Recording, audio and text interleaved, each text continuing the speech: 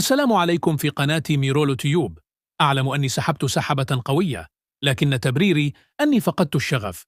واليوم جيت ألخص لكم الحلقة الأولى من رواية الزلالقة، القصة التي ستأخذكم إلى عالم موازن حيث القوانين مختلفة والأقوى هو من يفرض النظام. في هذا العالم يحكم الزنوج البيض وفق نظام قاس يعرف بيمنت الديموغرافية، حيث البقاء للأقوى والأولوية دائما للزنوج. النظام قائم على المقومات الشهوانية والسلطة تفرض بالقوة المطلقة. في ظل هذه الفوضى كانت هناك قبيلة مرعبة تدعى الزلالقة، على رأسها الحنكوليس، رجل قاس لكنه مصاب بمرض نادر يجعله يبدو وكأنه طفل في 8 من عمره، رغم أنه أقوى حاكم في ذلك الزمان. العقوبة في هذا العالم كانت لا تعرف الرحمة، وكان الإذلال الأكبر للبيض هو دلك النحاس، حيث يجبرون على هذه الممارسة كأقصى درجات الإهانة. لكن وسط هذا المجتمع الوحشي كان هناك رجل طيب القلب يدعى دونوفان. لم يكن مثل الزنوج الآخرين، بل كان يستمتع بأن يدلك له بيض نحاسه، ليس من باب الإذلال ولكن لأنه طيب بالفطرة. في يوم من الأيام سمع الفيلسوف العظيم فاروق عن هذه الفوضى، فقرر التدخل بنفسه.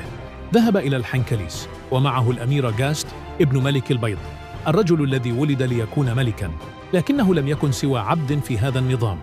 نظر فاروق إلى الحنكليس ثم ألقى كلمته الفلسفية الخالدة: إلى متى ستبقى خاضع لموزتك؟ إلى متى ستبقى تجلد فيه؟ إلى تعب السيف عندك تعب من كثرة المعارك. سيفك يقول لك رحني، البصمات في يدك محيتها، اختفت. تفكر الحنكليس في كلام الفيلسوف ثم قرر وضع خطة لإنهاء الصراع. الحل كان بسيطاً لكنه مرعب. أقوى زنجي في الزلالقة يجب أن يتزوج أجمل امرأة بيضاء لينجبا جيلاً جديداً يخلط بين العرقين، وبالتالي ينتهي الصراع إلى الأبد. وبما أن ابنه هو أقوى زنجي بينهم، قرر تزويجه بامرأة بيضاء ليكون هذا الزواج بداية عهد جديد. لكن القرار لم يعجب الجميع، وخاصة دونوفان الذي لم يكن يؤمن بفرض التغيير بهذه الطريقة. لكن رغم ذلك تم الزواج. ولد أول طفل هجين سمي بنزيم زليق، وكان من المفترض أن يكون ملك الزلالقة الجديد. لكن الغضب كان يشتعل في قلب دونوفان الذي لم يعد يكتفي بأن يكون الرجل الطيب الذي يدلك له بيض نحاسه. قرر أن ينتقم، فقام بإجبار الأمير غاست على دلك النحاس.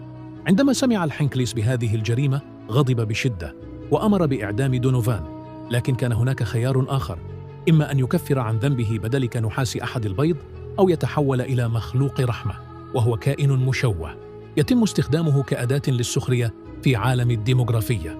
لكن دونوفان لم يكن خائفاً، بل ابتسم وقال: لقد تعلمت أسلوباً جديداً، أسلوب رحمة الزلالقة.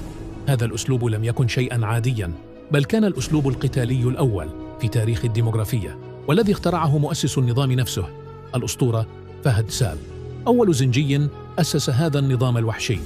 باستخدام هذا الأسلوب انقلب دونوفان على الحنكليس وهزمه، محولاً إياه إلى مجرد طفل عاجز خسر هيبته كلياً.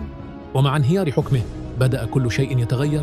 كان من المفترض أن يكون بنزيم زليق هو الملك الجديد، لكن الزلالقة لم يتقبلوه.